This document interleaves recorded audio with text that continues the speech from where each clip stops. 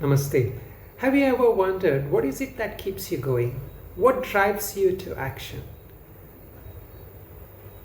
Swami Ramatheertha shares with us a story of a yogi who has spent nearly 17 years in mastering a siddhi such as being able to walk on water.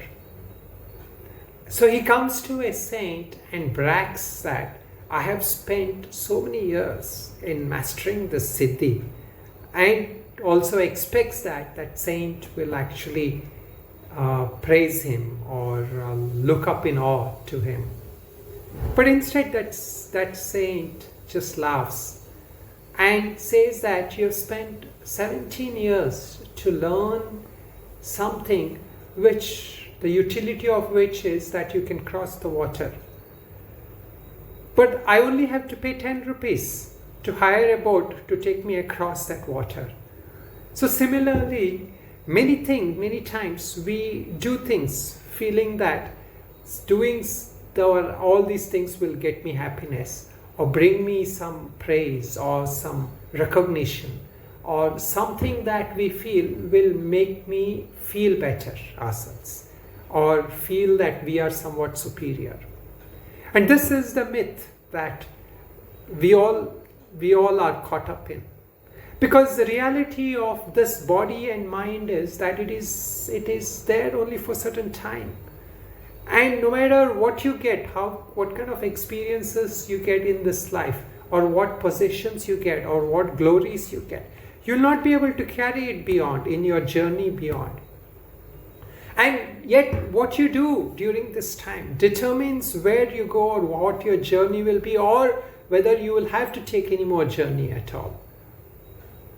So this realization is what the saints and sages and the scriptures are trying to tell us. Because even in Patanjali Yoga Sutra, that Sage Patanjali tells us so many sutras, so many techniques, so many methods and approaches through which we can get different siddhis, different powers, different capacities of working with the mind and prana and all other sense instruments. But yet he gives a word of caution. He claims very clearly that he says that one of the sutras in the third pada, he says, Te samadha upasarga vyuthane siddhaya. So all this may seem like good from a worldly point, whatever siddhis and powers and practices we get.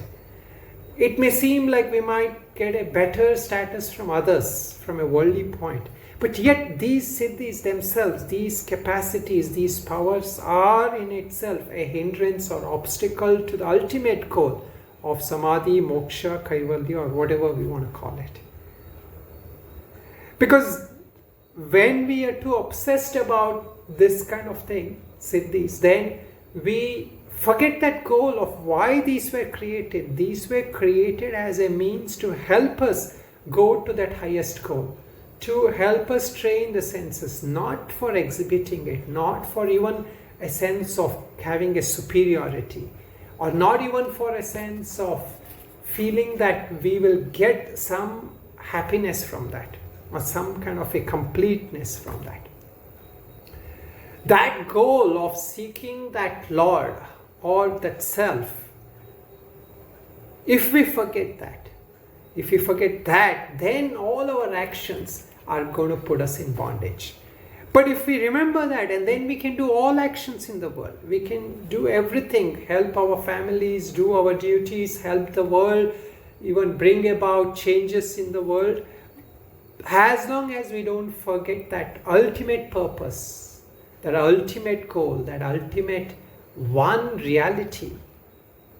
And this is also what Bhagavan reminds us in the 12th chapter of Gita when he tells Arjuna, Mayeva mana adatsva, May buddhim niveshaya, Nivasishyasi mayeva ata urdhvam na samshayaha. Place your mind on me, and not just your mind, your heart, your intellect, everything on me. And try to stay, meaning try to stabilize yourself in that. Not in seeking desires that will not give you that ultimate goal.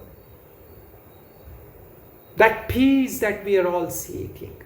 That happiness that we are all seeking. And that is the promise of all the Upanishads as well.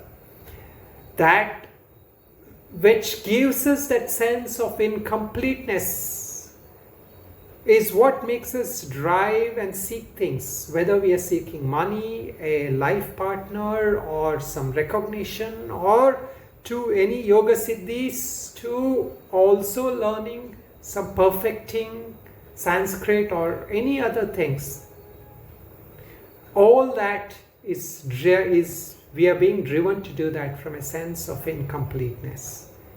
And yet we forget that in that Lord, in ourself, in that pure nature of ourselves, is that completeness, that purnatva, from which even if you take away anything, it will remain complete. Because that essence of it is completeness. It is not like you give away and then you become incomplete. So that sense of completeness from which we can give to others, we can share with others the happiness, will not deplete our happiness. And that is the essence of also one of the Upanishad Shanti mantra, with which I shall end this short inspiration. Om Purnamada Purnamidam Purnat Purnamudachyate Purnasya Purnamadaya Purnameva Vashishyate. Om Shanti Shanti Shanti. I pray to the Lord that we may all find that completeness, that happiness, and maybe have a conscious awareness of that ultimate goal of our life. And from that goal, from being centered in that, may we go about with our daily life actions. Om Namaste.